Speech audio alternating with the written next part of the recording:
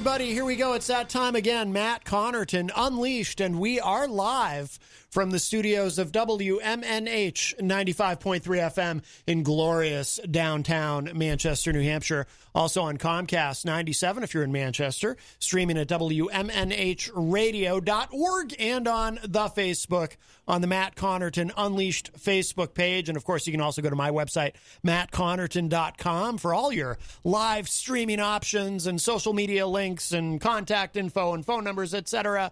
And hello to our friends at Raw Talk Online. Today is Tuesday, May 18, 2021, and I'm not alone, my friends. There he is at the news desk, Mr. Grant Lampton. To the lump, to lump, to lump.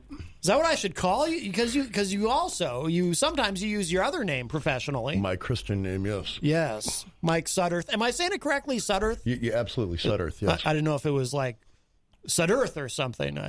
In France, it's Sudderth. What should I call you? Should I call you Grant? Should I call you Mike? Let's roll with that. That's how Rob Acevedo has rolled me out here. So. Right, yes. Yeah, you've been on, how many times have you been on Rob's show? More than I can count, luckily. He's been very kind over, 2 years now. Yeah, absolutely. It must be weird being here at this time of day. It is. I'm normally rolling out of bed. Yeah, Grant's been on, Rob Acevedo, of course, does a great show called Granted State of Mind, Friday nights at 6 p.m. right after this program. And Grant's been on that show many times. And I believe I had met you then originally, but of course, you also perform Friday nights at the Hop Knot. I do, one of your dear sponsors. Our wonderful sponsor, yes. Don't go there today. Monday and Tuesday is their weekend, but Grant does perform there Friday nights, and you've got basically a residency going there, right? Yeah, I think let's call it that, a residency. I'm there every Friday night from 7-ish to 9-ish, and sometimes a little later. How did you meet Kenny and Trudy? How did you get involved playing over there? I am friends with if we can name names, I get nervous when I do this, a young lady named Stephanie Murphy, who used to be a bartender over there. Oh, okay. She said, hey, I'm at a little craft beer place that serves pretzels, and it was somewhat in their beginning, I believe, and she said, I think it might be a good place. Why don't I put in a word for you? I had a open mic I was running at the Wild Rover here over on, please pronounce the name of the street for me. Is it Kosciuszko? I have no bloody idea. It's something like that. I'm not sure I'm saying it right either. I've been going there for 20 plus years and I don't know how to say it. But she was a bartender there as well. And when she moved over to the Hop Knot, she said, look, this fella Kenny and his family are very sweet and I think it might be a good fit. Yeah. So I owe that gig to Stephanie Murphy, if you're listening. Oh, very nice. Yeah. Very nice. I do know a Stephanie Murphy. I wonder if it's the same one. But then again, there's probably a million Stephanie Murphys in the world. So who knows? Do you want to go down this road? But there's probably not many Grant Lamptons. No, the only other Grant Lampton I know was I think you and I spoke about this on the air, is Alec Baldwin on the SNL skit. Yes. Christmas. Right. Which is where I took it from. Now, there is another Matt Connarton right here in New Hampshire, in fact, but he's my uncle, so that almost doesn't even count, really. Sorry, Uncle Matt. There aren't many Connartons. This was originally supposed to be his show, but then they found out he was going to have to commute up here from the seacoast every day, so they let me have it instead, when they were auditioning for Matt Connarton Unleashed. So you guys have that in common? He's a talk show host or radio show host? Well, he was, and then he said, you can give, I made all that up. No, I really do have an uncle, Matt Connarton. But it's just a long-running joke that I have, that it was originally supposed to be his show, but they gave it to me just because I live close by. Cool. But yes, if we should mention, we are taking calls, of course, if you have anything for our wonderful musical guest today, Grant Lampton. He's going to play later on in the show. He's got his guitar with him. He's always ready. But you can give us a call at 603-250-6007, 603-250-6007. You can also text me at 617-917-4476. Tweet me at Matt Connarton or send an email to matt@mattconnerton.com. And, of course, you can always opine and interact in the Facebook live chat. But the best thing to do so we can hear and enjoy your dulcet tones is give us a call at 603-250-6007.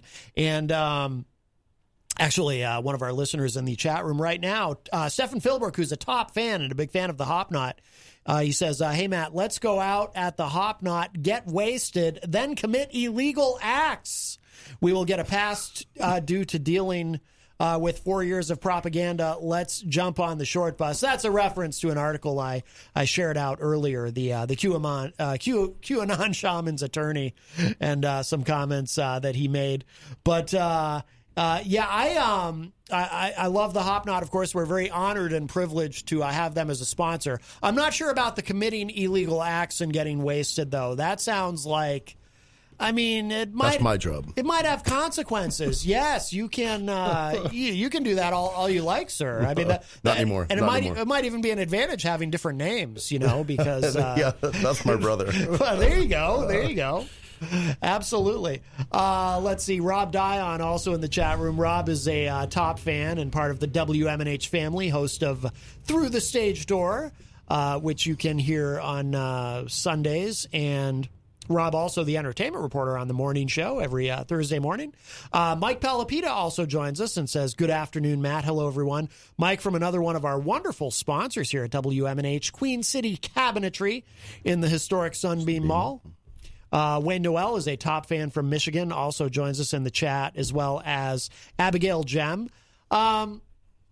So when you play at the Hop Knot, do you do is it covers, is it originals, is it a mix, or it is about 95% to 90% covers that I adjust based on the crowd. I sprinkle in some originals, but I just don't do it as much as I have been or should or whatever. I look at it more as I'm background music there.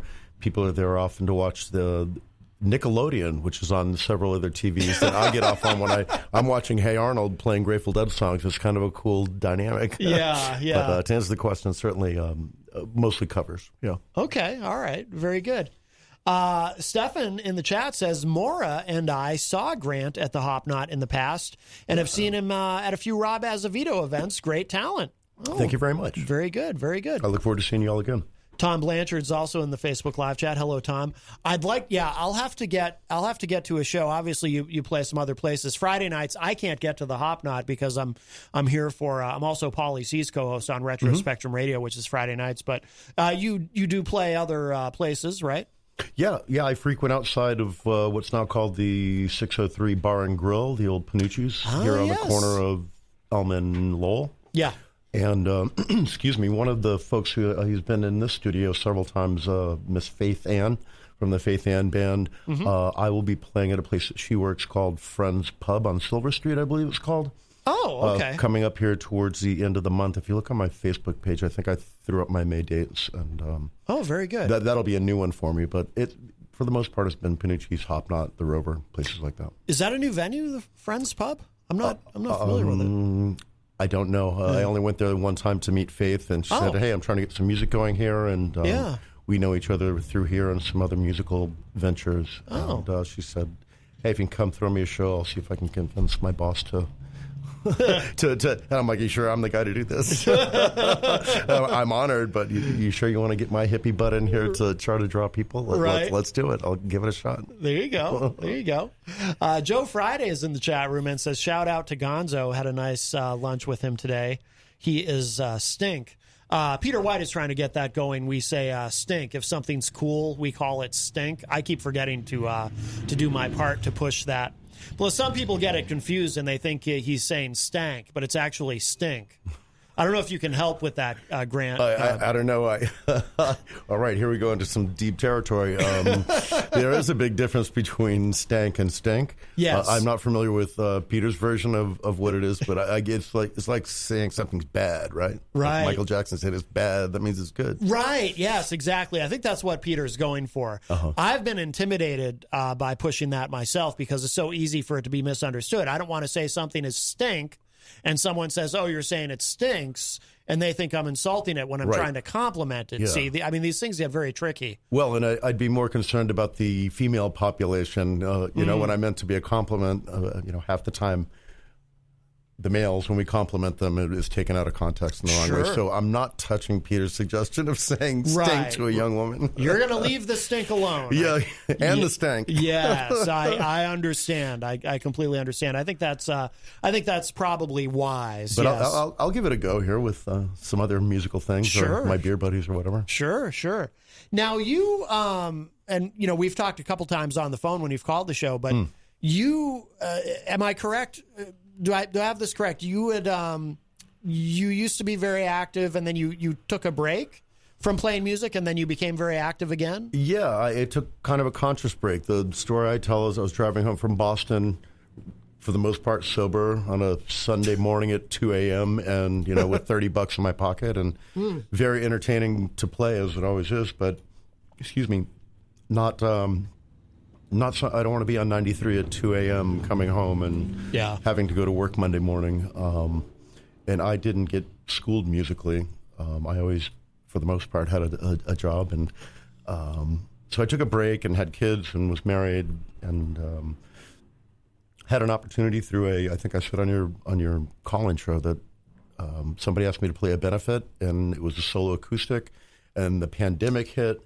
And the only folks who really were having any activity were solo acoustic musicians and stuff like that. And it just was like a harmonic convergence, and I was able to get active with very little effort. And that's when I met Rob, and just kind of started getting some traction and inertia with it. I couldn't probably make it happen again. But yeah, I used to play in bands as a kid, and life grows up, and I didn't made the conscious decision not to. I'm not going to bust my butt doing this stuff. And now I'm able to have the opportunity to bust my butt, and I really don't, for the most part, travel anywhere outside of the 603 area. Yeah. Christian Lacoste is in the Facebook live chat, and he says, having a full-time job and playing gigs is a tough thing to do. I'm slowly learning that. Yeah, and even, more difficult when you're, if you're starting a family, or, or if you have I know a lot of people who take breaks because, maybe they have a family, they have established, I know people, I'm sure you do too, who are out there playing shows, and they have 3-4 kids and a full-time job, and they're and it's tough. It becomes it can become a grind. I don't have any children myself. I've successfully avoided that, but I mean I hate to use the word hobby, but I don't ride a Harley, and I don't fish, and I don't snowmobile, I don't ski for the most part anymore. So this is kind of it's something fun I do. I look forward to. I enjoy it when I do it, and it takes a little effort and hurts sometimes, but it's worth it because it's what I like to do. Now, before you mentioned playing in bands, were you only playing in bands, or were you also performing as a solo artist before? Very rarely as a solo artist, and certainly just by accident. I was always in bands. Certainly when I started out so self-conscious, and I was a toe watcher, they call it in the business. I'd sit up there and look at my toes and the fretboard, and but I always played with bands, and varying degrees of success. No charting albums, obviously. Played in a couple of cool cover bands and met a lot of very nice people that I'm friends with to this day, and it was extremely exciting, and to some levels much easier to play in an ensemble. Because you're able to lay back and kind of discover your strengths and push forward and backwards. When it's just myself and the guitar up there, it takes some attention. And I waited all my life to get a free tab to drink at a bar, and I finally have one, and I really can't make use of it. That's great. Has it been... you mentioned you would occasionally perform before as a solo artist, but do you find it easier to do that now that you're focused on that, as opposed to just doing it occasionally while mostly playing in bands? I mean, it's my MO now to play by myself, and we can talk about this later, but I had a fellow named Joe Carpenito come down and sit in with me last week at the Hop Knot, which was really a dream of mine for many, many years. I used to go see him before I really even knew what I was doing on the guitar. So he came in and sat with me, and it took a real mental effort to listen to somebody else. That's a skill, to listen to another musician. And so it took a little bit of effort. When I play by myself, if I'm a half step slower than normal, it doesn't matter. It's Doesn't just matter. me. Yeah. If I change the key in something, it doesn't matter. And for the most part, if I forget a verse or switch some words around, that doesn't matter. Yeah. When you're in an ensemble situation, everybody has to be, for the most part, on the same page. That's true. I've always been so Joe Carpenito, you had not played with him before? I never have in my life. Yeah. Back in the late 90s, I believe, is when I used to go see him in Boston, and he was with an outfit called the Einstein Experience, and my mind was blown, and I was very much... I'd always wanted to play the guitar and had a little bit on the end of my bed at that point, but he and his band really pushed me to, to stick with it as, again, just a hobby, as an interest. And but that was kind of what drove the whole thing. They and obviously the Grateful Dead, which most people know about me. I'm always fascinated by the ability, and like you said, it took a little bit of effort, the ability of musicians who've never played before to be able to do that at a live show. Because I've been in a bunch of bands. I play bass, and I've been in a lot of rock and metal, and there was even a hip hop group that I was sort of loosely affiliated with. But to be able to do that. To meet up with somebody at a show and to be able to just play together without ever having rehearsed, for me, like, I don't think I have the skill set for that myself. So I've always been kind of in awe of anyone who can do that and pull that off. I just think that's so cool. Yeah, and this guy and I don't know how to put it into words, really, had something in common, because I had always followed his music, and even from afar, without having seen him for 25, 30 years or whatever, followed his music and listened to his music, and have seen him play so long ago that it wasn't that big of a leap. You know what I mean? It was like if you're a musician and I'm a musician, if you and I were to sit up in front of a crowd, might get a little bumpy because we have to feel each other out. For the most part, I sent him a set list. These songs are in these keys. Yeah. And we covered those and were able to even kind of improvise some things. Yeah. The old line from Back to the Future when Michael J. Fox said, "Hey, Johnny, be good and see, follow me for the changes." It's kind of what it is. Yeah. It can be done. Yeah. So you're in kind of a unique position because, and we've talked about this a little bit before too. The pandemic, it was kind of a convergence in your case, like you were talking about, because it presented you with an opportunity to really reignite, your passion. You called it a hobby, but obviously it seems like it's more than a hobby from my perspective, because it's a passion. I like that better. Yeah, and you're doing a lot with it, and you're playing a lot of shows. But it seems like it really did work out well for you. It did, and it was completely unplanned. Again, it was serendipity, I guess, is the best description for it. That when things were up and running and there's bands playing in every bar every night, probably somebody doesn't want to hear from a middle-aged white guy and an acoustic guitar.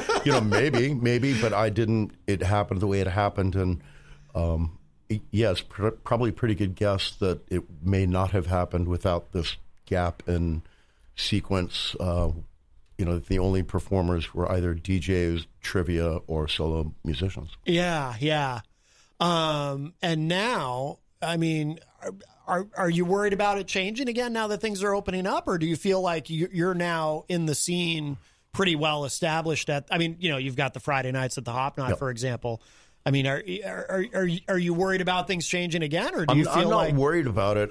I'm old enough and have had enough experience that I'm not too competitive about stuff anymore. And Rob Acevedo and I have talked about this. Manchester in particular is, if you know a musician, you go and talk to them. You don't avoid them and be like, well, I do something different than he or she does. Yeah. It's more of like, hey, do you want to come play with me? And Rob knows that that's a unique, cool thing. And I have lived that and experienced that here recently. And so I'm not worried about, Muggsy getting back together and taking my gig at the Hop Knot. It's a different venue, you know what I mean? It's, and, when the Dark Star Orchestra comes back and blows through town, they're not going to steal my gig at the Capitol Theater. So. Right. It sounds so cliche to say it, but it really is true. There is room for everybody. There is, and I'm not the best at what I do. I like to say I'm the only one who does what I do.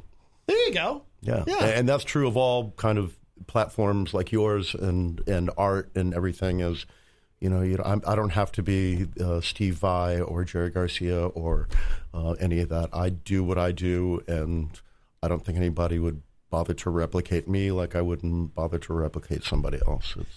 It's everybody to their own. You mentioned Boston earlier. So Yep. when you were very active the first time around and playing in these bands, were you playing in Boston a lot? Yeah, I had a good friend down in the Somerville, Medford area. I was in a Neil Young-ish type cover thing. Huh. And I did some stuff in southern New Hampshire that we would get down to, the beach was a big scene then, the Salisbury, we'd go out and play at the beach. But, some places in Boston, that was very accessible up here to some extent, the Uptown Theater. If you remember the name Josh Logan, he and I Of course, yeah. would tool around at the Uptown Theater. And, okay. but yeah, kind of all over, but certainly Boston, and that's where I met this guy Joe, and they were out in the Allston area. But they always had clubs. They had Harper's Ferry and Molly's and TT the Bears and all of this. Oh yeah, it was constantly chugging music, and it was a cool thing to watch when it happened. Is it different in your recollection? Because we were talking about how there's room for everyone here and whatnot, and you've taken kind of a non-competitive approach to it. But could you do that in Boston, or is it not possible there? Because I feel like in the Boston scene, and obviously there's a lot of bleed over, but because we're not far from Boston. But I feel like in the heart of the Boston music scene, it would be, I think, much more difficult. I don't want to say it's more cutthroat, but more competitive. I think. Yeah. For better or worse, I think it's more competitive, and things are very segmented. Like they're somewhat here, but I wouldn't go into TT the Bears as a solo performer 20 years ago. I don't know. I wasn't in that position at the time, but I don't think it is, and that's what makes Manchester pretty cool, pretty stank. Ooh. How's that? Wow. Well, did you say stank or stink? Oh, it's stink, to be clear. Yeah, it doesn't quite feel natural, does it? I think that's why Peter's having such a hard time getting people to say it. Yeah, I was trying to help you out, Pete. Yeah. No, that was good effort. He's probably listening. Yeah, I do feel like and not only Manchester, but the Seacoast area has a lot of great talent there. Do you ever play there out that way? Because it seems like you would do well I there. can't remember that I have. One of the places I used to love to go see bands and occasionally do is the Stone Church in Newmarket. That's a real cool scene. I used to follow around what's now called Truffle, Dave Gerard and Savoy Truffle. Oh, yes. They were big Seacoast inspiration to me when I was a younger man. But no, for the most part, I've not hit the beaches and done any of that. I'm blessed to be able to work here, and I put my stuff in my car, and I'm home 5 minutes later. Yeah. And I'm getting a lot of mileage. It sounds silly, but I get a lot of mileage out of that. Yeah. Are you going to be are you going to be playing a lot this summer? Do you have a lot of shows lined up? I mean, obviously, like I said, you've got Fridays at the Hop Knot, but are you going to be busy?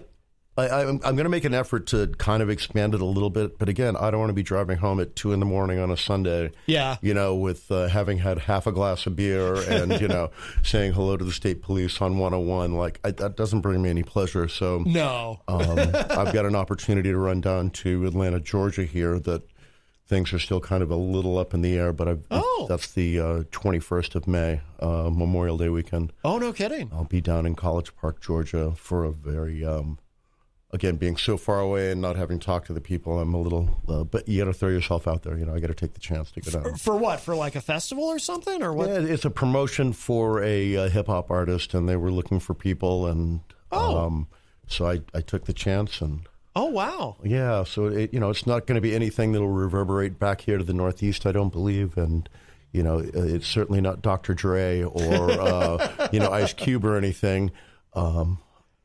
But I'm going to take a chance to run down there and do that, and it's more of a one-off. Yeah. Now that the pandemic has settled down and we don't have to wear Halloween costumes to go into places, I'm going to get back to work, and what that will be a different dynamic.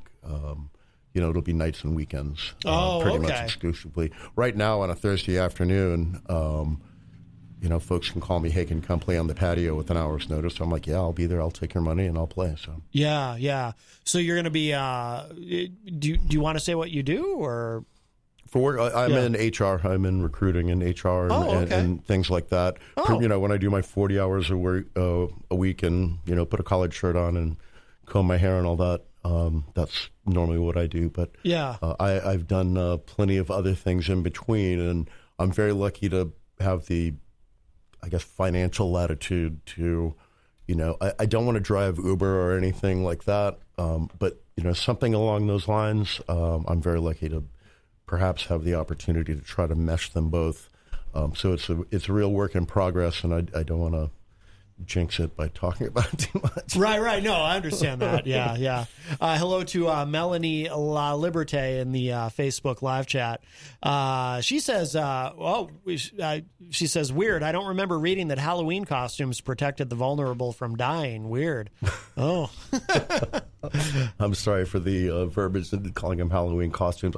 If we want to talk about this for a second, and I don't like to address it too much, I'm glad to see the mask thing is relaxed. Mm-hmm. I do it as a courtesy almost to, when I go to the state liquor store to buy a bottle of wine, they ask me to put a mask on, I put a mask on. Yeah. I walked into Rite Aid the other day and all the signs were done off the doors, so I didn't put one on. Yeah. But it's personal stuff, and, you get leers and looks and all of this, and it's real interesting, and I think we're all going to really learn and, you hate to say rewire, but I do it as I know the folks at the Hop Knot, the staff always wears a mask. Always. They're very When I load committed. my equipment in there, I wear a mask. Yeah. When I get up to play, I don't wear a mask. Well, yeah, that would be very difficult. Yeah, Make the song sound a little different, I guess. Yeah, I'd look like Slipknot, right? Put a little different spin, singing through a mask. It'd be like, Grant sounds a little muffled or something. Yeah. But keeping people safe. But it's interesting how things are changing very fast here, and I believe it's all going to be for the better. Yeah. God forbid, I know people have lost people, and it's very sensitive and, again, very personal. Yeah. I was talking with a neighbor the other night, and I don't like to really chew the fat with people about sex, religion, and taste of music. Really? Well, because it's easy to offend somebody, right? Somebody could say, like, how could you not love Slipknot? I'm like, I just don't fancy Slipknot. I don't listen to it in my car, and I'll listen to it at a party if somebody puts it on, but I just don't. It's not my cup of tea. Right. Oh, my gosh. How could you think that way? And so, and the God you pray to, if you do pray to a God or not at all, that's not my business. And what you do in your bedroom is your business. And this mask thing, I know, is very different, and actually in the larger sense, but it's gotten to where here now it's a choice rather than a mandate. And, I treat it as a courtesy. Like, I will listen to Slipknot because it's your house. So if it's your establishment and you want me to wear a mask, I have one in my back pocket at all times. Oh, Melanie said, thank you for your response. Totally my own personal trigger point. But she appreciates your addressing that. Thank you for saying so. I appreciate that, Melanie. I've even had a little bit of a struggle myself in that. See, I now feel, I'm fully vaccinated, and so is Jenny. But for me, it's like I almost feel weird even walking, like when I park my car and then walking into the station. Yeah. So I'm not wearing it, and there's really no reason to wear it outside anyway. But I had to it was difficult for me at first not to wear it, because it's like I have this self-conscious thing about, I've been screaming about this for the past year on the radio show. I don't want someone to see me not wearing it and think I'm a hypocrite, even though I know that, the CDC says if you're outside, there's no reason to anyway. And if you're fully vaxxed, there's really no reason to wear it at all at this point. It's like, but I do feel, I had to kind of force myself to, I have it with me. It's in my pocket. Uh-huh. But I had to kind of force myself to stop wearing it. You know what I mean? It was like almost like a self-consciousness for me. But it's been very weird where, again, I believe it's gotten to a point now it's a personal choice rather than a mandate. Yeah. But still people are going to, look at my Grateful Dead tie-dye when I walk down the street and they're like, he has long hair, he's a hippie. He's on drugs. And actually, I'm not on drugs, and I cut my hair. So. The Slipknot thing, though, were you kidding, or did that really happen? Did you actually have It's just a generalization. I'm not. okay. I didn't grow up a metalhead. I was. I was a Bob Marley, Grateful Dead. Jazz fusion. But we all thought we were cooler than the Black Sabbath, Slipknot. Sure. Iron Maiden. And an interesting segue is, I missed out on a lot of great music when I was younger. Yeah. And it took me to become an adult to have a buddy want to say, like, you don't like Iron Maiden? I'm like, well, tell you the truth, I've never really paid attention to it. Yeah. And like an Iron Maiden sense, he's like, watch this video. And it was a bunch of like old dudes playing old Fender guitars. And I'm like, these guys are incredible. But for the time when they were, the 80s and 90s, I missed it, dude. Yeah. I also missed like the whole 80s Duran Duran, Billy Idol kind of. I saw it on TV, but I was like, not my cup of tea. And now, like, when I listen to it, I'm like, I get off on it, and it makes me laugh that, I was too. I thought I was too relaxed to like it. I was basically too uptight to like it. Okay. I didn't think the people I wanted to be associated with liked Billy Idol and Duran Duran and right all the stuff. So it's great to mature, and it's all that catalog is still available to me. So I ran out to see Duran Duran a year or two ago down in Mohegan Sun, I think it was. Okay. And they were fabulous. Fabulous, man. Absolutely. And I used to mock the kids who listened to it. That's funny. Out of ignorance. I kind of know what you mean. Like, I come at it from a little bit of a different angle, because some of the stuff that you didn't like growing up, I did like growing up, and much of what you were listening to growing up, I didn't like growing up myself. But I understand that whole thing of, I find that the older I get, the more I look back at music that I didn't necessarily like or appreciate. Just a random example. This was maybe 5 years ago. For whatever reason, I just happened to hear. You remember the song? I think it's called "I Ran" or "I Run" by Flock of Seagulls. I remember the hairdo. That's for sure. Yes. And I never liked that song growing up, and it was a huge hit in the 80s. Couldn't get away from it. And I just, for whatever random reason, I just happened to be somewhere, maybe in a department store or something. I don't even remember where I was, and I heard the song, and I was like, oh. You know what? This is actually a great song. Like a light bulb just kind of went off, and I was like, 30 years later. Yeah. It's like, 40 years later. I get it. I get why people like this. Yeah, I kind of like it. It'll just kind of happen that way, where I'll just have an epiphany about a song or a band, and I just find as I get older, I appreciate more and more of all, because I've always been someone who likes a lot of different kinds of music. I love metal. I love hip hop. I love, hair bands and some jam bands, although some of it I'm not, like, I was never into the Grateful Dead, but some of it I really like. But as I get older, I just appreciate more and more music just in general. Agreed. Yeah. I was watching Howard Jones last night, and when Howard Jones was all the rage, I didn't pay any attention, other than the melodies in my head. As as a musician, stuff turns me on a little differently than other folks sometimes. Yeah. But I'm like, Howard Jones is really a talented, cool guy, and went to the point, looked on his website, and I'm like, he's coming to Tupelo, I think. And I think I'm going to go see him. Yeah. No, that one I can totally relate, because I was never really into him growing up, but I heard that song, "Things Can Only Get Better." That was the one I was digging on. Yeah, I heard that recently. I was like, this is actually a great song, and appropriate for our times in some ways. Amen. Great words, though, yeah. Christian Lacoste in the chat room says, it's just weird. Some bars don't require masks. There's been places I've walked into and forgot my mask and felt so embarrassed. Yeah. I think bars, though, see, I just kind of assumed that, there's not a lot of, once you get in the door, even at the height of this, you're drinking, you're talking to people, it's, I just kind of assumed. That's why, aside from the Hop Knot, I have avoided that kind of thing. Although Sunday night, and again, like I said, Jenny and I are fully vaxxed. We went to the 603 Bar and Grill I have to force myself to call it that. I'm so used to calling it Panucci's. Yeah, I'm sure a lot of people.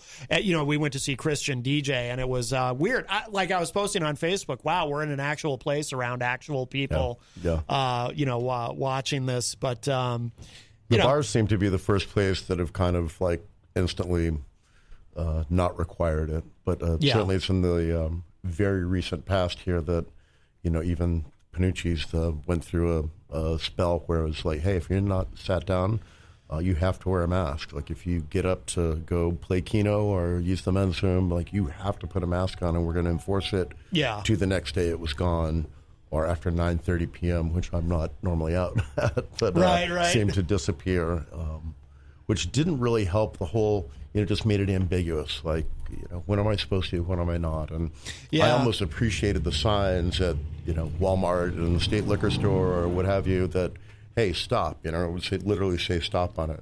We want you to wear a mask. Okay. Right. I tell it to people. I looked at it as, okay, shirt and shoes required, or you must wear a collared shirt. Exactly. And I don't mean to be light on that because COVID and all the infection thing is completely different.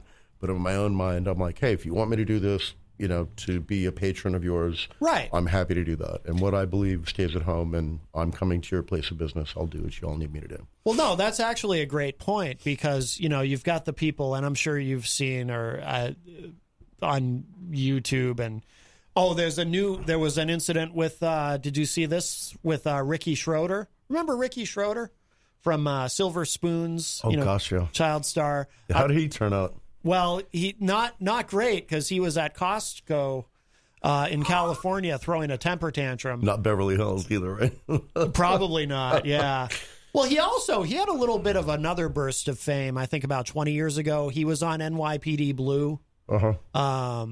He replaced. I think he replaced the guy who replaced Jimmy Smits, who replaced David Caruso. So the show had already long ago jumped the shark. Yes. When Ricky Schroeder was on it for a season or two at the end. But yeah, he's having a meltdown. This poor guy at Costco, these people don't get paid enough to deal with this nonsense. Right. And Ricky Schroeder's yelling at the guy and do you know who I am?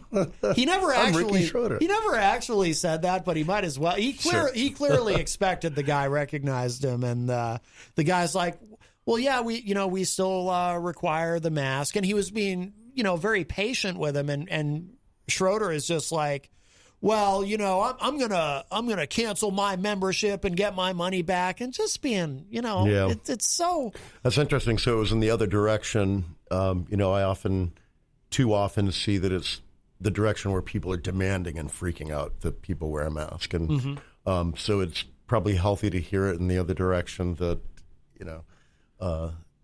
it's the guy saying I don't want to, because it works in both directions. Again, it makes sense in my brain to like music. Like, how can you not love Slipknot? Because at that level, like the conversation's kind of over if you're not going to be able to explain away to some things to some people. Right. But I like what you said about, it's just like, no shirt, no shoes, no service. If you're a patron at somebody's business, then, you follow the rules, what's the big deal? Because, you got the people like Ricky Schroeder and others who, they look at it like, well, it's my freedom and my liberty. I have a right to be in your private business it's like, well, you don't, you're not arguing with anybody whether or not you have a right to walk in with no shoes on. So why make this a fight, Right. To that level, it's the same thing. And again, it's not when you're talking about a virus that can put you in the hospital and or kill you. So it's not the same thing. But at a street level, it kind of is. And, if you want to go buy a bottle of wine at the liquor store, put the mask on. If you don't, stay home and make bathtub gin, like that's your option. So right. What are you going to do? I'm going to put the mask on and go get my bottle of wine. So. Well, what's wrong with the bathtub gin? Is that a bad idea? I don't know. I think that I've heard it makes you go blind. Right? Oh, that's probably a bad idea. But yeah, I don't make anything like that at home. I've never tried it. That's more of a Southern thing anyway, isn't it? The bathtub gin, yeah. the moonshine. My folks are from the South. Perhaps that's where that idea comes from. Are they? Where are you? Are you from? I was an Army brat. Okay. But my mama was from Texas and my dad was from Central Florida. It's funny because it didn't occur to me until you said that just now, but you don't sound like you're from here. No. I was from nowhere until I landed up here for school many years ago. So you moved around a lot as a kid? Yeah, like every 18 months, we moved around. Was that hard? Parts of it were hard, and it has to be noted that part of it is very beneficial now. I can walk into a room full of people I don't know, and I'm not weirded out by shaking hands and saying, hello, my name is, whatever I choose to call myself that evening. Because you're used to having to meet new people? Yeah, because I used to have to walk into a lunchroom every 18 months and sit down, and, that was hard, and it was weird, and I didn't like it, and I didn't like losing my friends as a kid, That must have been really tough, It was a bummer, and this is all before Facebook and, FaceTiming and all this jazz. Like, once you were gone, other than a letter, you were gone, and I didn't like it, but I have to owe it to that I can... Somebody will say, hey, go talk to Kenny at the Hop Knot, and not there to introduce me. I'll walk in and say, hey, my name's Mike. And, 9.5 times out of 10, it's just normal. And it's like getting up in front of people and giving a speech or singing. That stuff doesn't bother me because I kind of got a little practice at it, but I didn't like the process for sure. Interesting. As you got older, did that get easier or was it always kind of a challenge, but also beneficial? I came up here for like boarding school and college. Okay. My dad had retired from the Army and went to work for Raytheon down in Massachusetts. Yeah. So that's how I landed here. And once I landed here and finally made it through school and college and whatnot, I stayed here. I got married and had kids and whatnot. So here I still am. But, even in college, like I didn't like the public speaking classes and stuff like that. It was weird. But I think what got me through it was, hey, if you can walk into a lunchroom with a bunch of bullies and, people calling me Kentucky Fried because I talk different, they did, Did they really? Yeah, and that hurts, man. When you're a young kid, it's a bummer. And But, I know people who, to this day, as professionals making all the money in the world, I don't like the social thing. And, I'd rather stay in my cube and on my phone and my laptop. And so I think I acquired the skill whether I wanted it or not. Yeah. We have a call. We'll grab this. Hi, welcome to Matt Connarton Unleashed. Who's on the line? Hello? Oh, hello? I think somebody pocket dialed us. Yeah. That happens occasionally. Just turn into crank yankers. Oh, I remember crank yankers, yeah. Scott Robinson joins us in the Facebook live chat. He says, Ricky Schroeder was great on that show. When Mark Paul Gosselaar was on, it was done. Oh, so maybe he replaced Ricky Schroeder. I can't remember. I just watched NYPD Blue like the first couple of seasons. And Melanie is asking, she said, I joined late, who is the guest. So we're here with Grant Lampton, also known as Mike Sudderth, who performs every Friday night at the Hop Knot from, it's 7 to 9, right? 7 to 9, yeah. Okay. He's pretty cool and lets me be loose about 30 minutes either direction. So, now, are you performing outside or inside, or does it depend on the weather? Or? Depends on the weather. Okay. Probably pretty soon here we'll get out over to the patio outside in the Brady Sullivan Plaza. That'll be nice. They did a nice job, too, setting that up. Yeah, it's cool. We have a call. Hi, welcome to Matt Connarton Unleashed. Who's this? Hey, it's Eazy-G. Eazy-G, Eric Gagnon, our wonderful entertainment reporter. How are you, my friend? I know you've been ill. Yeah, it's about here. I'm not still feeling 100%, so I figured I'll Skype in. If that's okay with you on Thursday around 4:30. Is that right? Oh, Thursday at 4:30 to do your entertainment report. We would love it. I'm not feeling 100%, so I think I'll Skype it in for this week. Are you feeling? Anyways, I got a question for you. You probably know what it's going to be. For your Grant Lampton, right? That's his name. Yes, sir. That is him. Yes. I always like to ask the people that come on the show if they ever played in Canada. I have not played in Canada. I played in the UK and a couple of other selected states around the country, but never in Canada. Wow, the UK. How long ago was that? Probably 3 years ago. Certainly before the pandemic. My wife's family is from England, and I played at the Flowing Well in Sunningwell, England, and the Coat of Arms in Doveridge, England. Oh, very nice. Wow. Yeah, my sister went to school for 1 year in England and at Syracuse, and she was a graduate of, let's see, what time did she go there? 87? Yeah, it was 88. It was funny because, well, not really funny, but a horrible story. The year before, the the terrorists had blown up the plane of all the Syracuse students. Oh, yes. Lockerbie, right? Yep.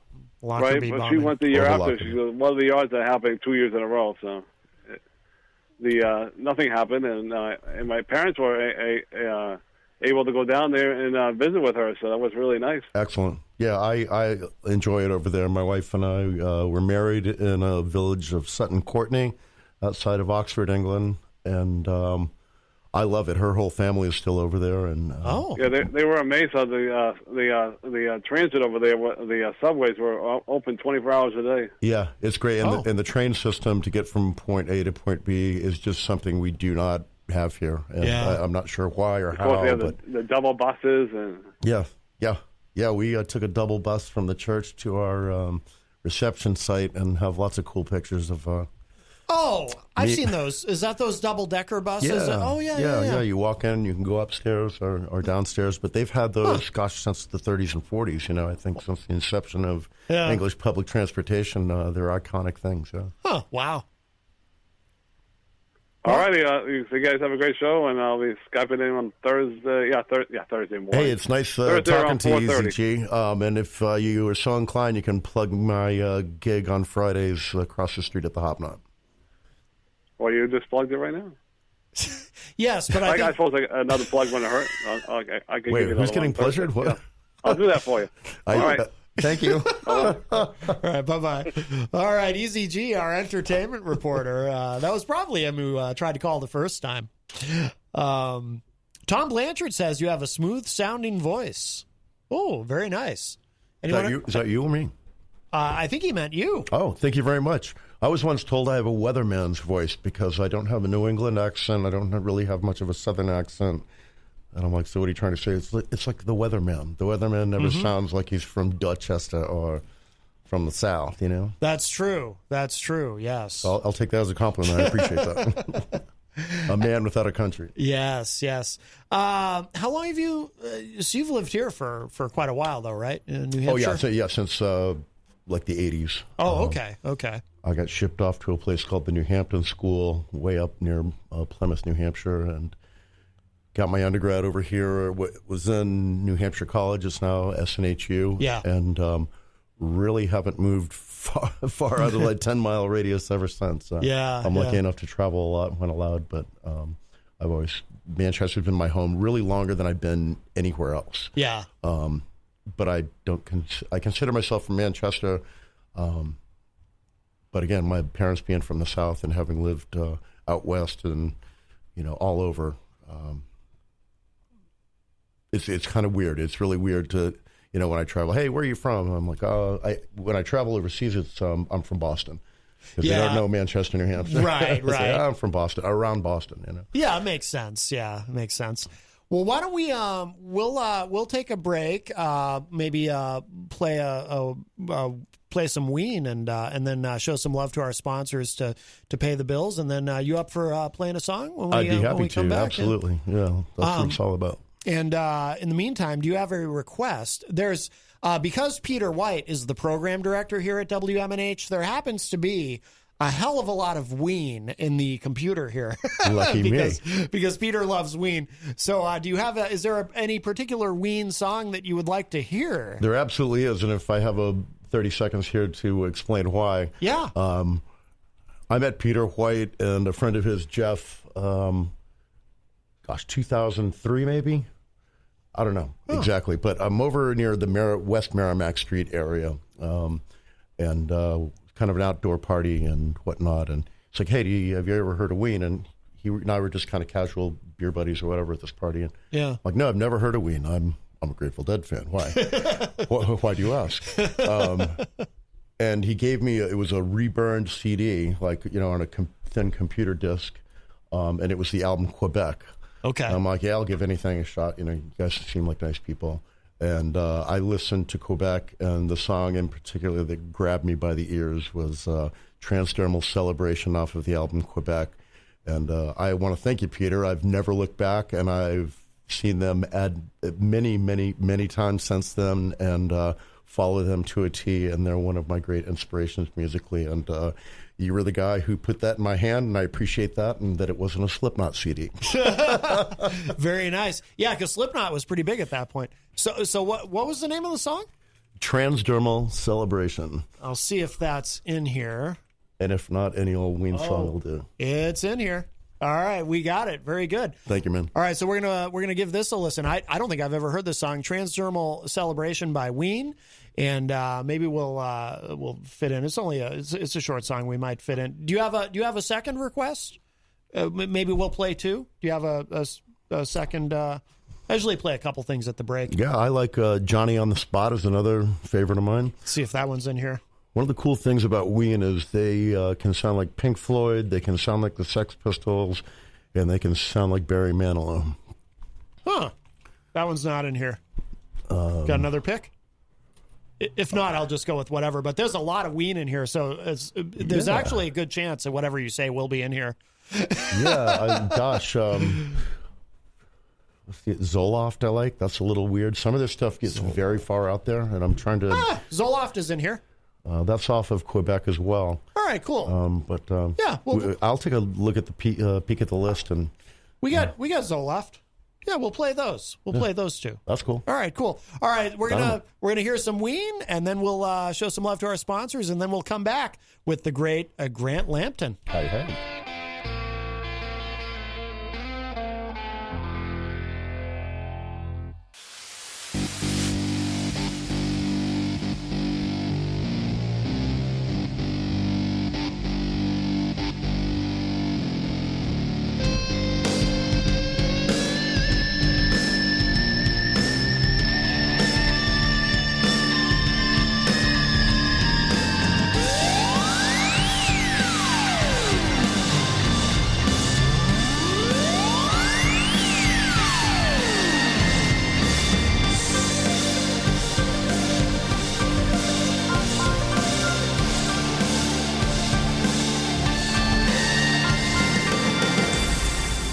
Welcome back, everybody. We are into hour number 2, numero dos of Matt Connarton Unleashed, and we are live from the studios of WMNH 95.3 FM in downtown Manchester, New Hampshire. Also on Comcast 97 if you're in Manchester. Streaming at WMNHradio.org and on the Matt Connarton Unleashed Facebook page. You can also go to mattconnerton.com for all your live streaming options. And hello to our friends at Raw Talk Online. It is Tuesday, May 18, 2021.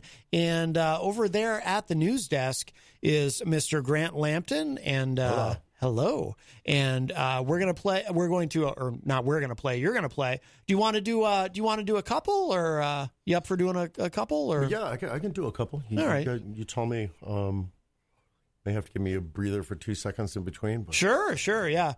You went to the trouble of tuning up. I'd hate for you to just do one, Sure. No, I'm happy to do it. It's more thinking what comes into my mind. Normally sure. I have two pieces of paper with 2 full sets. Oh, I gotcha. Yeah. I've had to play 4 hours of music before, and that's not something you do off the top of your head. No doubt. So it's got to be written down in front of me. So this I'm kind of doing off the top of my head. And sure. As I just ran to use the facilities, I'm like, okay, let's come up with 1 or 2, and I've got 2 ready to pull. So Grant, of course, you can hear Friday nights at the Hop Knot, our wonderful sponsor. Andy's been on Granite State of Mind a number of times with our friend Rob Azevedo on Friday nights, but this is our first time with him here in studio on this program, so I'm really looking forward to this. All right, Grant. Well, take it away whenever you're ready. Dynamite. Thank you.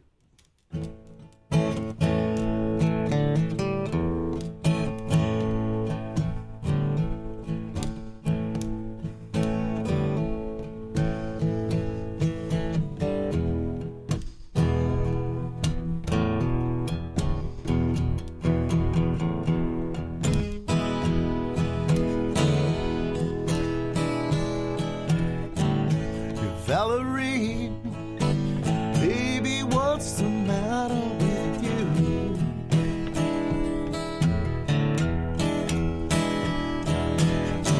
I've done all of the things that you wanted me to.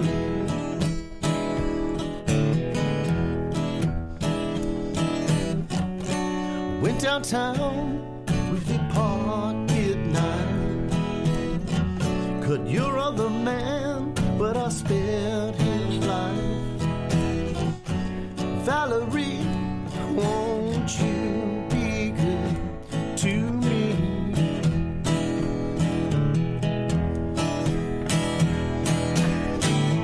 Valerie, baby, what's the matter with you?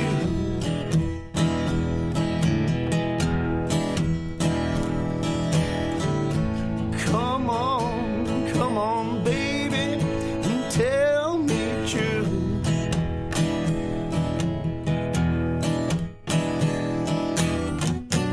Valerie, I shot my dog 'cause he growled at you. Valerie, won't you be good to me?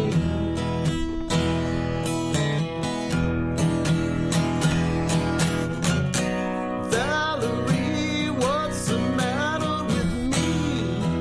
I never ever done you no wrong.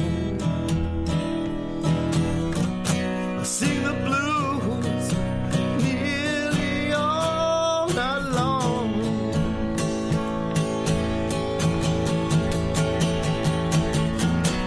Valerie, what's the matter with me? I'd do anything that you say. I can't understand why you tell me to please go away.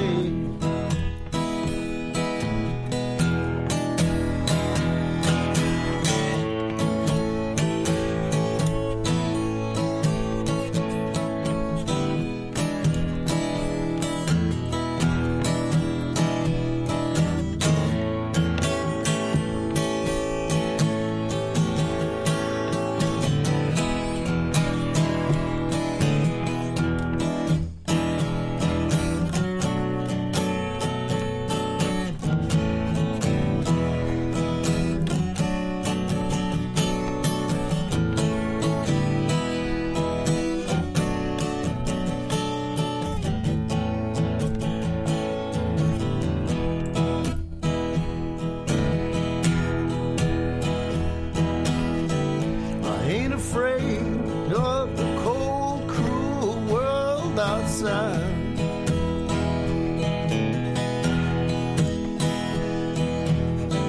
No chicken little running from the falling sky.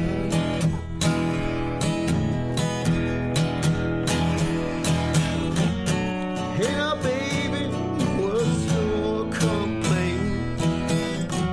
I tried to be everything I ain't. Valerie, won't you be good to me? Yeah, Valerie, won't you be good to me? Yeah, Valerie, won't you be good to me?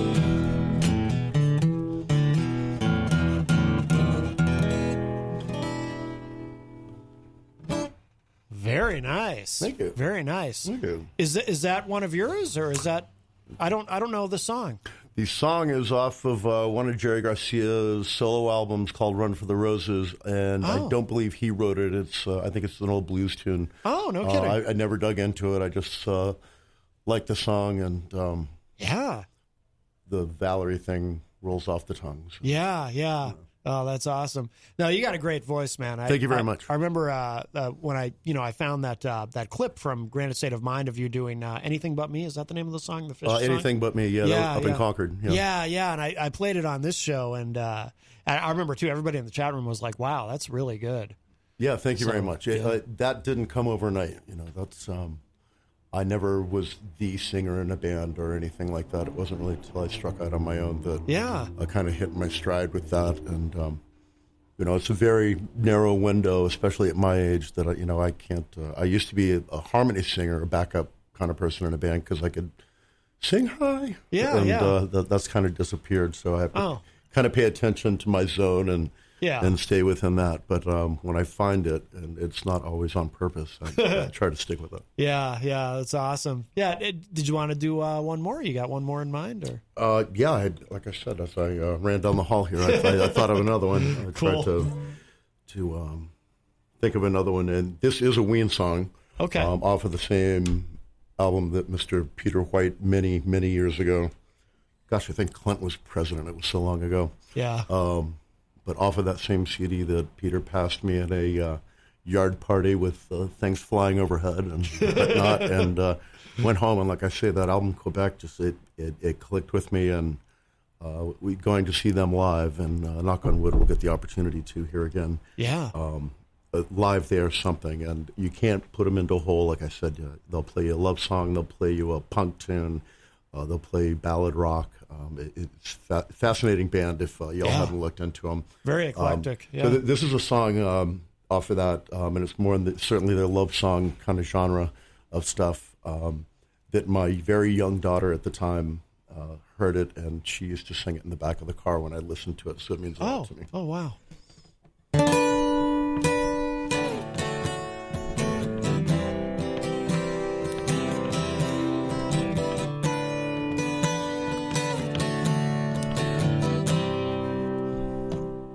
Did we miss the moon? I'd lie in your arms if I could now. Such a calm pain repeats itself again and again now. Flowers blow in springtime and leaves fall from the trees. I've been gone for so long, you just threw away the key. I understand it,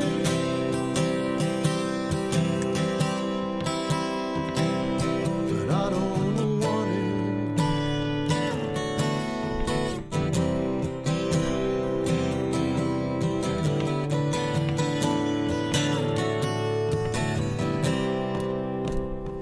I know it so well.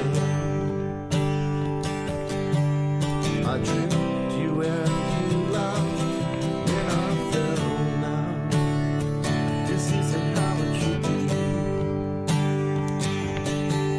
I let you drift so far from me now. Please hold on to the memories before we really crash and burn. We got ourselves so wrapped up that we've forgotten how to love. I understand it,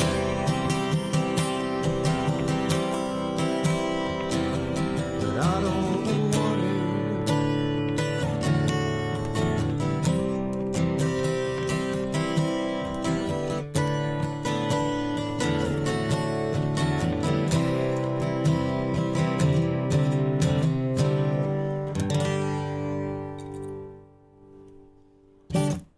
Very nice. Very nice.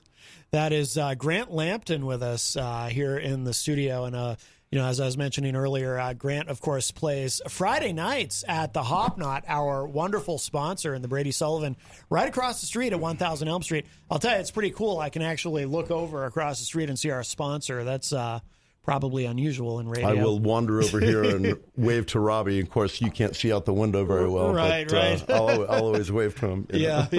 Well, I always say, when, of course, Monday and Tuesday is their weekend, but when they're open, I'll wave. But I know they don't see it because we're on a slight delay. So, but what can you do? But so Grant is, like I said, he's at the Hop Knot Friday nights. And what else? What else do you have? You've got in the next few weeks. You got other. You mentioned the date with at Friends. Yeah, my Friends Pub, I think it's called the Two Friends Pub or something to that effect. Yeah. It's up near Silver Street.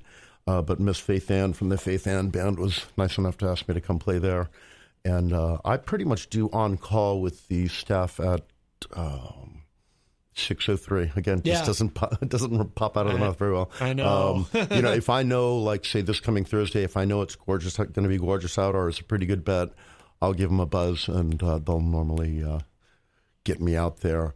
I do try to stay leery of playing 2 nights in a row.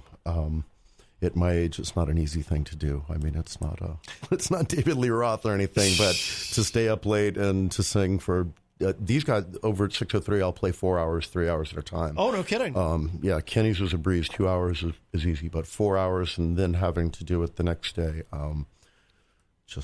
Is it difficult on the vocal cords? Yeah. And again, I just have to pay attention to where I am range-wise with the song anyway. Yeah. But and what happens is if I have too much fun, and normally if I'm playing outside on a patio, I'm having a heck of a lot of fun. Yeah. You know what I mean? Just as far as bouncing around and singing as loud as I can and having a good old time. To go into an intimate setting like the Hop Knot the next night, I can just, to my ear, not sound quite as good. Okay. Yeah, no, it makes sense. We were talking with Grant Lampton, also known as Mike Sudderth, and by the way, so do you approach it any differently? These we talked about it on the show when you called recently. When you perform under your other name, do you approach that any differently, or is that purely just a situational thing where it's more convenient to be? It's situational. Just as far as the name, I play the same music. Yeah. As I dream in the bathtub at night, if I ever were to put a band together, I would call it the Grant Lampton Band. Yeah. Because that kind of sounds nice. But that remains to be seen. But no, when I play it, it really started with a bar owner saying, "Why are you using this silly name, Mike?" And he kind of got cross at me, and I said, "Hey, look, if you're paying me to do this, you can call me Larry if you want to." Yeah, exactly. But it seemed like it ticked him off, and I'm like, "Okay, I'll use." For real, my name. it actually annoyed him. Yeah, but it's one of these. Again, if I'm getting paid to do this, you call me Al. It's up to you, brother. Yeah. So is it only one place that you play where you use a real name, or? When I played at the Two Share Brewery over on Union Street, it's a little tap room and brewery there, I've used my own name. Again, without any real rhyme or reason, they just seem to take it a little bit more seriously. And this Grant Lampton thing is a little tongue-in-cheek to me. Yeah. So, I mean, I don't know that it makes a bit of difference to anybody who's ever heard me or overheard me in most cases. Yeah. It's to me, and if the bar owner is like, why are you calling yourself this? Oh, just call me Mike. Here's my driver's license. Most people do it as it's a function like a dishwasher. They don't care about what your name is. So, like, why are you screwing it up calling yourself, Right. Bono or whatever. Yeah. And as is pointed out to me very often by people close to me, like, are you comparing yourself to Bono? I'm like, no, I'm not. I'm like, well, Elton John's real name is not Elton John. Yeah. Dude, you're not Elton John. I'm like, I know I'm not Elton John, but it's wow. fun to play around with it. Yeah, absolutely. How long have you been using the name Grant Lampton? For just about 2 years now. Okay. A good friend of mine, Brendan BK, for those of you who used to know him at the old Panucci's, he had this benefit, as I'd explained, and he's like, you do whatever you want, and that was the day that I started calling myself Grant Lampton. Yeah. And at that same time frame, the folks at the Wild Rover had let me do a host an open mic, and I used my own name. Yeah. Because I wasn't really comfortable. It was kind of my first job doing it by myself, where it was a regular deal, and getting a check and a 1099 and all that. I'm like, I'll use my real name. Oh, that makes sense. Yeah. Yeah. I don't need to get any more tax trouble than I already am. Uh-oh. Well, it is tax. Well, actually, I guess yesterday was tax day. Rats. Yes. Now you tell me. Oops. Hello, Mr. Lampton. You can send the check to. Yeah. Well, if you'd like to join us today, of course, you can give us a call, 603-250-6007, 603-250-6007. You can also text me at 617-917-4476. Tweet me at Matt Connarton, or send an email to matt@mattconnerton.com. And yes, you can hear the motorcycles because I have the window wide open because it's such a beautiful day. It's already starting to feel like summer. You notice that? Like today, it's like it was really warm at one point. Yeah, I kicked on the AC in my car probably for the first time. Yeah. It's only May. So it's warm, but I'm not going to complain about it. No. Now, is it me or is it climate change? And I'm not going to go into that pitfall either, but Is it windy downtown more than it used to be? Is it windy? Windy. I mean, it just seems to be gale force stuff down here. Well, I've always heard people say that it's such a wind tunnel on Elm Street anyway, so it might just be the effect of, being on Elm Street. The buildings and what. I know Kenny and the Hop Knot in particular, they feel the brunt of, until the sun goes down, their patio can get very, very windy. Well, sometimes down at Margarita's, which is, for those who, most listeners would have no idea, which is in the same building as us, down on the first floor, those metal barricades they set up, those, it doesn't even have to be that windy, but like I said, it becomes such a wind tunnel down here.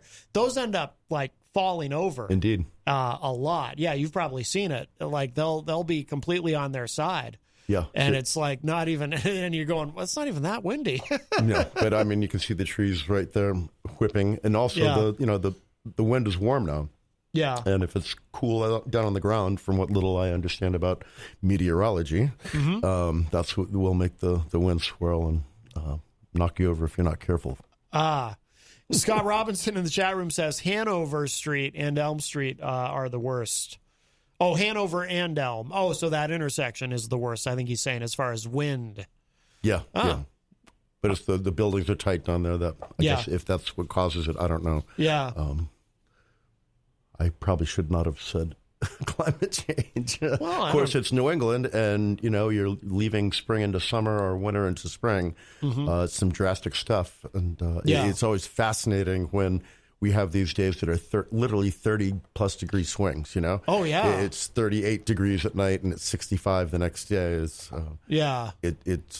having been here all this time, it's just blown my mind that like we had a 30-degree swing. The heat's on one minute and the AC's on the next. It's kind of weird stuff. Sometimes you get multiple seasons in one day. Yes, yeah. You really do. I grew up here, and I definitely feel that the winters here have gotten easier in the over the course of the decades. It seems like, some of it might be perception, but it seems like when I was a kid, the winters were colder and there was a lot more snow. And we've had 2 winters in a row now where it really didn't snow much. That's true, especially this last one. Yeah. I'm at the age now that I'm relieved when it doesn't. Of course, when you're younger, it's really cool to have a bunch of snow. Yeah. Now it makes it all the easier for me, it seems, if there's not a lot of snow. But. Oh, yeah. Well, I get into this thing, too, where it's like, on the one hand, I prefer an easy winter and as little snow as possible. But then at the same time, I am worried about the long-term implications of that, And two, I don't know if you remember last year, but we had a dry winter and then a dry spring. Yes. And then we were having a dry summer. And I was hearing stories about people's wells going dry. Oh, wow, really? Yeah, because there was that little rain. And then, this winter we barely had any snow. And I wonder, too, if we're going to have the same kind of summer where it's drought conditions because, and people's wells are going dry. But, hopefully not. But it's like... You take that stuff for granted. I'm on city water at the moment. But you have an artesian well, it dries up. It's bad news. Oh, yeah. Absolutely. So you now you don't have anything as far as your original music. You don't have anything recorded currently, or not on a digital format that I could hand to you hand to hand. My little thing took off so quickly that I ended up really just paying attention to getting out in front of people and playing music. The original stuff that I do have was made 20 years ago, sitting on the end of my bed and little 4-track machine. And really? Yeah. Yeah. So it's interesting. I just haven't taken the time, and I get so much more satisfaction of like learning a new song. Yeah. But there's some, a Howard Jones song or what have you, that, okay, I'll sit down, and with the advent of YouTube and all this, it's not the advent. It's been around for a long time. This is how old I am. But when I was a kid, you either listened to it and learned it, or you bought a book, or somebody told you these are the chords. And now I can walk into the living room and be like, I was humming this song in the car, look it up and there's some guy who says this is how you play it, and it's really wonderful. And that's about all the. I hate to seem lazy, but that's about all the. Bandwidth. I want to pay attention to it rather than sitting down. I'm like, all right, what are the lyrics going to be? What are the chords going to be? when it happened when I was younger, it just happened. I didn't sit down to write a song. It was like, okay, I feel this, and let's put it down, and there it was. And if I do ever play something for you, and you ask me to explain it to you, I'd be like, I don't know. My friend was dating a girl, and they broke up, and this thought passed through my head, and that's all it was. So I don't want to dive into studying it because I'm, and I've heard that story a lot when people. The guy who was on with Rob Fridays.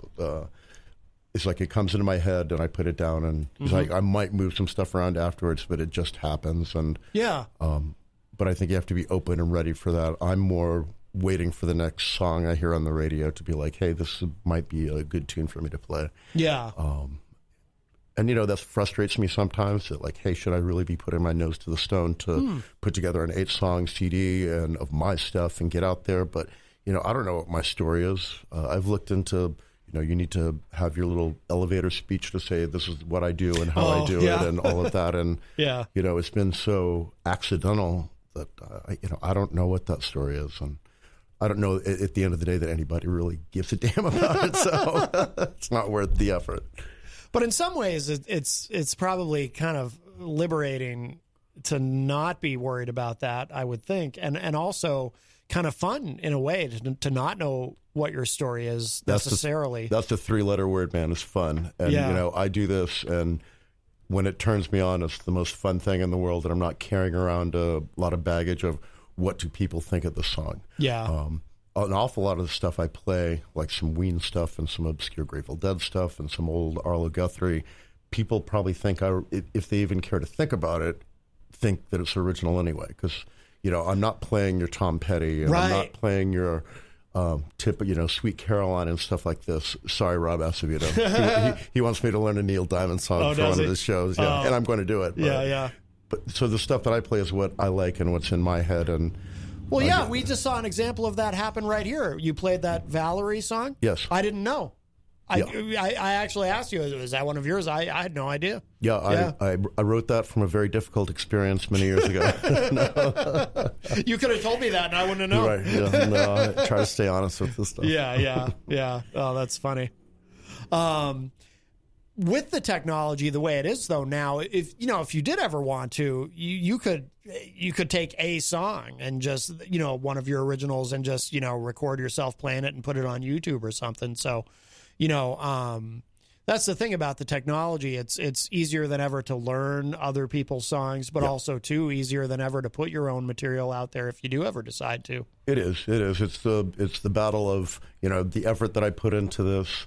After I play 2 nights, a night over here and a night over there, for the next 4 days, pretty much, I don't want to do anything with the guitar, and I don't want to mess around with knobs and, a new amp and going to the music store and spending money that I shouldn't be spending. And so I have this little capsule of stuff that I do, and I go do it, and then I kind of step away and go back to watching the Travel Channel. So do you so you have to rest your vocal cords after a show a little bit? I mean, I like to. I mean, you and I were just talking more about interest, rather than physical. But I just in the last 6 months here, I feel it after 2 days. My voice will get shot, and no kidding. It's harder to get out of bed. And I stand when I play normally, other than doing this type of setup. I'm standing for 2 hours or 4 hours, and I'll play for 50 minutes and then take a 10-minute break. But again, I'm not a kid. I'm in reasonably good shape, but to stay up. And then normally afterwards, at the end of the evening, I like to go get to a safe place and kind of give myself the rock star treatment, if you know what I mean. That doesn't help to carry you into the next morning and do that. And well, it's just kind of I can't do that when I play.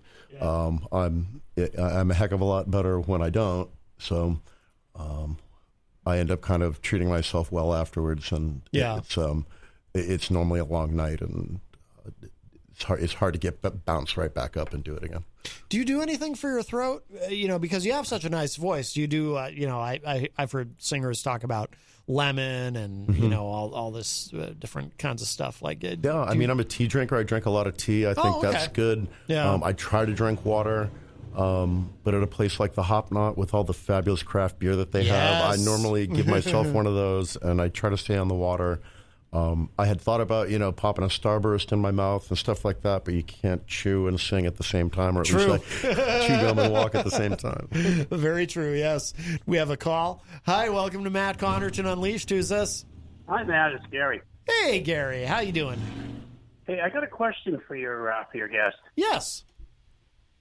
He's got a real good voice. Does he ever do any Jack Johnson tunes? Oh, you a fan of Jack Johnson? I am a fan of Jack Johnson. It's interesting you say that. A long time ago, when Jack Johnson kind of got famous, I had a friend who was a girl, not a girlfriend, to be clear, because you have to be clear. And she said, have you ever thought about Jack Johnson? And, he's a guy who's, again, writes all of his own music and is I like his vibe. And I've not to answer your question, sir, but I think I'm going to run with that idea and try to grab one. Do you have any suggestions? Oh. Like of his songs that you like? You still there, Gary? No, I just like some of the stuff. I think you could, where you play alone and stuff like that, you could do stuff like that. He seems like a real cool guy, just I've heard some of his stuff on the radio, and I really like this guy. And he doesn't, he's not that, flamboyant, let me get out there, he's just really cool. Yeah, he lives in Hawaii and is kind of just natural, that's my sense type of of nature stuff and to all that listen stuff. to when because I'm not a drinker, I don't go out to bars, but if I used to do music stuff with I'm a musician anyways, but I used to do stuff with my friend and his band and stuff like that. Oh. But stuff like this is, I'm old, so I listen to stuff like that. I listen to the Dead, I listen to the Fish, and and John Mayer and stuff like that, because I just like that vibe of music. Yeah. Well, I appreciate the suggestion and or at least the idea, and I'll give it a try. It's that would be the type of thing I'd hear on the radio, and I'd run home and try to do it. But I agree with you, and as the stuff, most of the stuff I hear, he's on acoustic guitar and has kind of a mid-range voice. So I appreciate the tip. Yeah, if that's what you just have that. You have that like bassy voice that he has to do it. Just like that mellow stuff. Mm-hmm. Mm-hmm. And I enjoy that. Mellow. What about Slipknot, Gary? Can you think of a Slipknot song you think Grant should do? He's like, who? Slip who? Slip Kid? It's okay, Oh Gary. no, I wasn't. I'm old, and I learned. I like metal songs. I like metal. I'm an Ozzy fan. Yeah. Good. All right. Well, very good. I was just kidding I'm about an Ozzy fan. I'm a Black Sabbath fan from way back with Roddy James Dio and things like that. Oh yeah. And some metal stuff. I learned to enjoy some metal stuff. Judas Priest. Mm-hmm. Very Stuff good. like that, because I used to DJ, so I used to have to play stuff like that. Oh, I didn't realize that. But Emerson, I used to do Emerson, Lake and Palmer a lot. I used to like their stuff, because it's all synthesizer. I grew up in that time. Oh yeah. So there's an ELP song called "From the Beginning" that I like. I listen to all these genres now, and I'm going like, hey, this is pretty good, Yeah. And my friend would listen, dude, you got to listen to this. I said, well, it kind of sucks. And now that I listen to it, I said, hey, it's good. Yeah, well, you become a musician and you enjoy stuff, Well, yeah, we were talking about that earlier, how sometimes, you might hear something that you had heard when you were younger that you didn't appreciate, but then you're like, oh, yeah, actually, I see why people like that. I see the value in it, as you become more open to that. Yeah, I went from, being in school and doing symphony music and stuff like that, and a big band. Oh, okay. All right. Well, very good. Well, all right, Gary. Well, thank you. But I like I'm a musician. Musicians like all genres and try to tolerate some of the others. But, hey, you're out there. I wish I could be doing that. I wish I could be out there singing, but I don't have that. Yeah. I can't get up on a stage. I'm sorry. Oh. I used to do the back stuff. I used to do all the sound. I'd rather be sitting in the sound watching that. Sure. But, when you guys go out, when people go out and play, I'm just like, man, they're just so cool to be doing that. And then I said, nah, I'm good behind the scenes. Well, you can see Grant Lampton play Friday nights at the Hop Knot. I appreciate you guys out there doing your stuff, and you know, and just, you know, like I said, you know, you between, you know, you have that really good voice to sing it. So, you know. I appreciate you saying that, man. That means a lot to me, actually. Thank you. But, Like I say, I often think I'm just background music at these places, and people don't listen. So I appreciate when folks say, "Hey, I paid attention and you caught my ear." So thank you. Very nice. Very nice. All right, Gary. Well, thank you so much for the call, my friend. All right. Hey, you know, you guys are cool. They just do the, you know, rock on, as they say, you know, and That's right. do that good music. All right, Gary. And, you know, Matt, send my love to Jenny. I will. love Jenny, and I love you. Oh, thank you, Gary. So. Love you, man. Thank you so All much. right. We'll talk to you later. All Bye-bye. right. Take care. Bye-bye. All right. Always nice to hear from Gary. Do people do that a lot? Do people suggest a lot to you, different artists they think that, you know, you should cover? Or Not very often, or at least not seriously, you know. And I've got friends who'll be like, "Hey, why don't you learn this Wheeler Walker Jr. song?" And I look into the lyrics and say, I won't be able to sing that in public, just in that particular example. But no, not often. So that's why this was a heck of a good selection, because I do know who Jack Johnson is. I was turned on to it many years ago. I didn't continue to listen to him after I knew him, but it makes complete sense. So I appreciate that kind of suggestion. Yeah, so, but no, it doesn't happen often. I mean, I can only assume that people think that I'm weird enough to the point that, you know, I'm not going to play. When I play out on the street sometimes, I will get, "Hey, do you know this song?" I had a woman say, like, "Hey, I'll give you $20 if you can play Bad Fish by Sublime." I'm like, "Nope, know the song, know the band, but I don't know the song on the guitar." So that's, I'm sorry. But you can put $1 on my tip jar if you like. Does that happen a lot where people will make requests? Not too often, and it's always normally in a patio setting. In a bar, I'm really, you know, trying to adjust to that setting, and particularly the Hop Knot, or even back at the Rover. Folks are, you know, might be watching the game, or, you know, they're talking to their friends or whatever, and it's nice to kind of have the audio activity behind them, but they're not sitting there, you know, in their seat watching me or up dancing in front of me, although that happens occasionally. I'm more kind of part of the surroundings, I believe, than tonight, one night only, Lampton. You know, of course, I dream of that and would like that someday, but that's really not my niche in the city. Do you ever find it distracting, by the way? This is something I've always been curious about, too. You know, because I've never performed as a solo artist. I've only been in bands. But if you're in a situation where there is, you know, like you said, people are watching the game or doing whatever they're doing, and there's almost, you know, other audio that you're competing with, is that ever distracting to you, or are you able to just kind of tune that out and focus on what you're doing? All of the above. One of the most distracting things that I do it, if it's not too serious, outside the Harley Davidson pipes.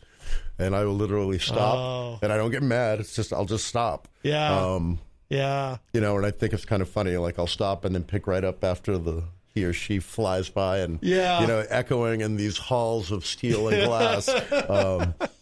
But I have to pay very close attention to what I do to not make a mistake, either singing or playing, to the point that I will not make eye contact with people that I know, that I'm familiar with. Because if I'll laugh and I'll make a mistake, or I'll, you know, my heart will skip a beat or what have you. So, you know, I'll say, "Hey, I'm not ignoring you. You know, thank you for coming to see me, but I'm not going to look you straight in the eye while I'm serenading you."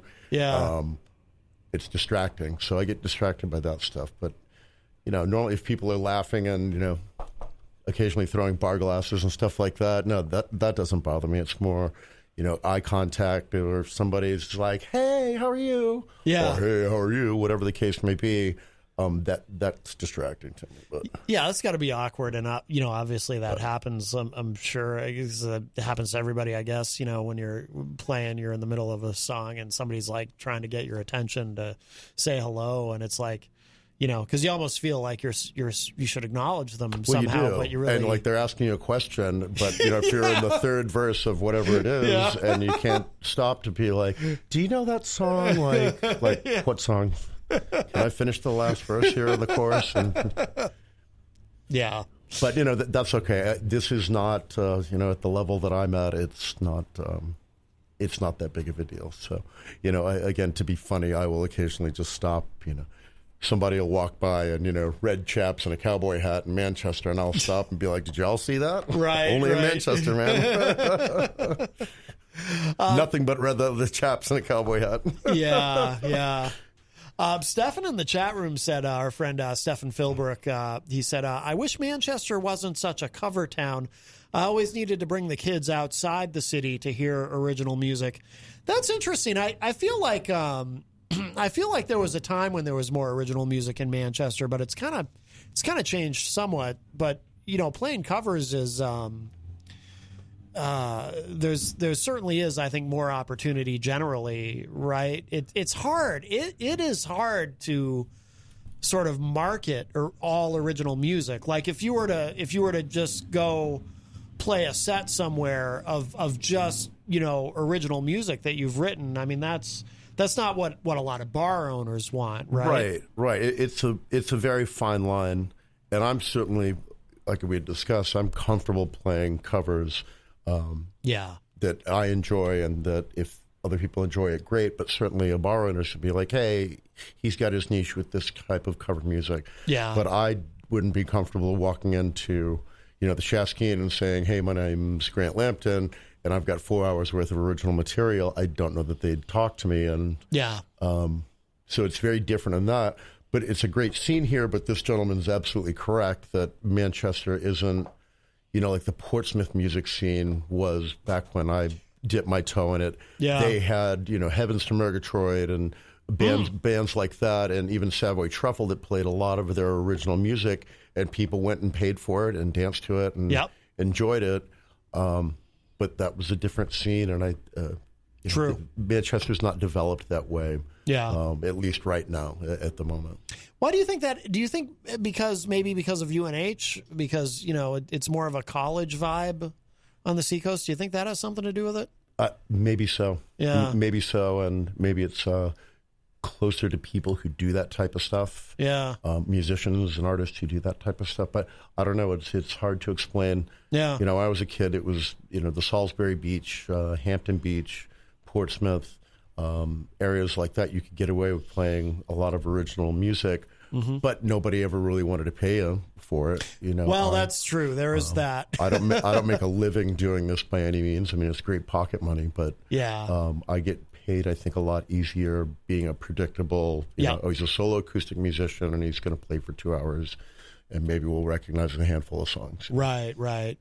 Stefan says it was always funny to see the reaction on the performers at Magapalooza, which is I don't know if you do you know Stefan, or it sounds like you may have crossed paths because he mentioned earlier that he's seen you live, but so his daughter Maggie had passed away from cancer, so they used to do this annual.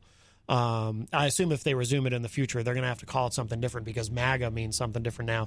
But and Stefan is definitely not pro-Trump, but because her name was Maggie, they would call it MAGA-palooza, and it was a benefit to raise money for cancer research. But so that's what he's referencing here. But he says it was always funny to see the reaction on the performers at MAGA-palooza when they asked me if they could play a couple originals. And I would say we encourage all originals, and yet, and just throw in a couple of covers.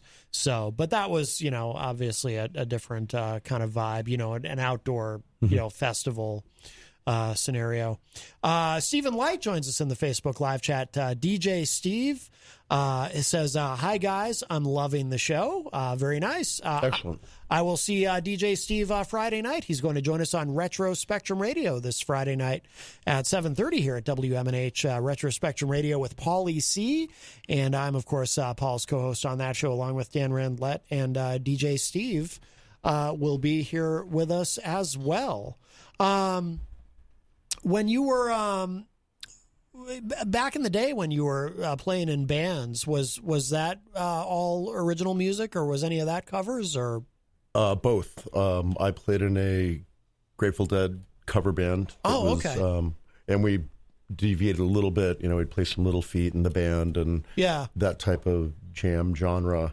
100% covers, 110% covers. And, but then during kind of the grunge era, I played in a band that, you know, we'd play the Pearl Jam songs, the Alice in Chains, stuff like that. Yeah. But the majority was original stuff, and that was kind of our drive. And, you know, we'd go and make our little 4-track tapes in the studio and, of original music. And it was very satisfying and a fantastic experience.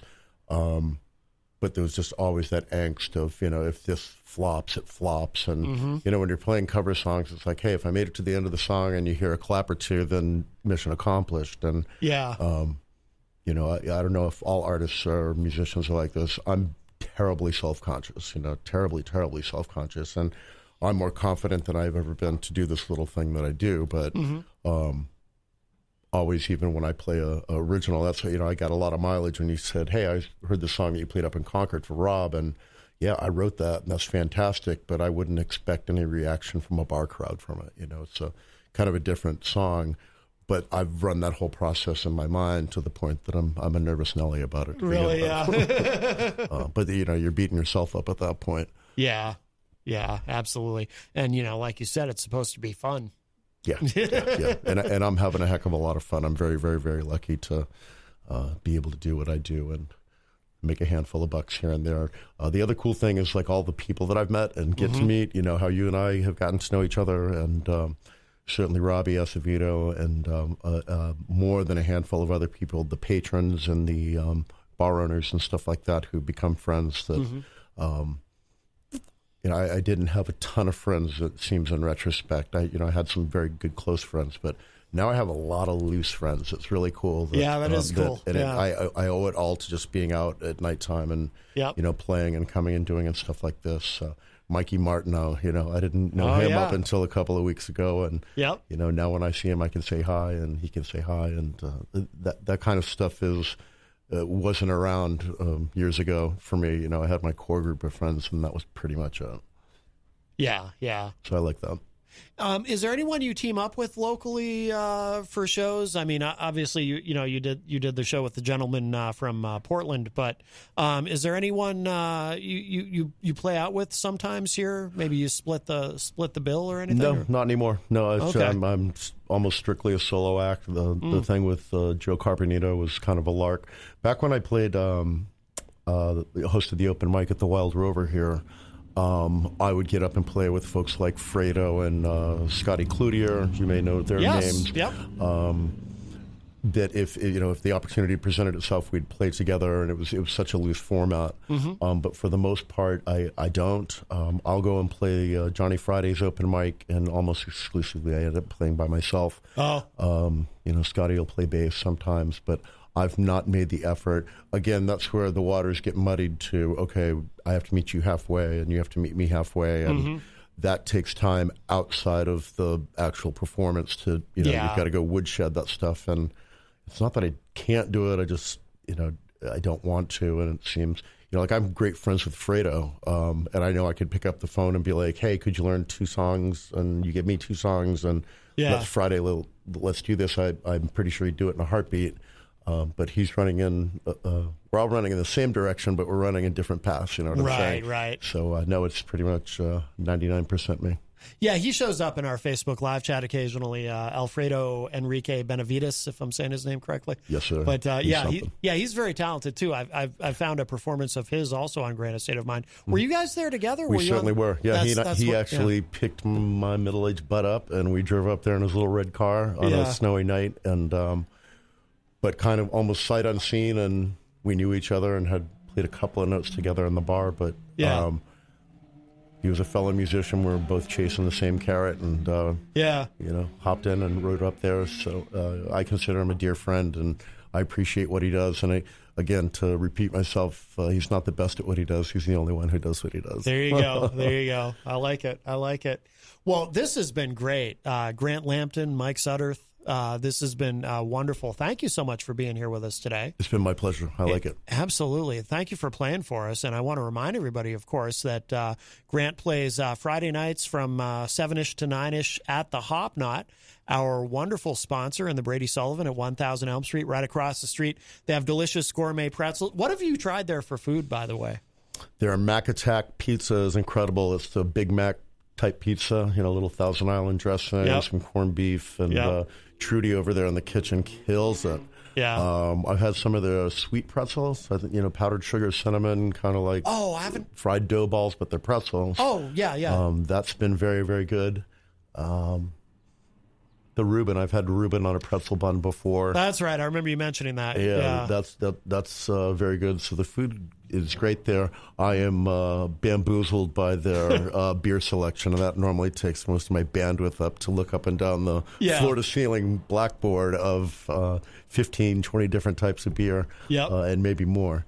So, but the food is very good, and Trudy certainly knows what she's doing. Absolutely. We love the Hop Knot. You know what? I think do you want to pick one more Ween song, since we have all this Ween to close out the show? Sure. Well, it sounds strange the way I put that, but we have a lot of Ween in the computer here, thanks to Peter White. Throw a name out there. There's a good chance we'll have it. Stroke or Ace. Oh, I feel like I have seen that in the. Yep, it's in here. Yeah, and this will give you a good contrast of what these boys can do. Yeah. This is your mosh pit type of rock and roll, if you like it. Yeah, awesome. And before we go, too, where should people go online to keep up with where you're going to be playing, and what you got going on? On Facebook, Mike Sudderth, Sudderth on Facebook. And also Grant Lampton on Facebook, although I'm not as good there as I am on my personal page. And then also on Instagram at Mike Sudderth. I post every time I play, and I've got a little post up that has my itinerary for May so far. And if I get a pop-up show, I always put that up the day before as soon as I find out. Oh, excellent. All right. Very good.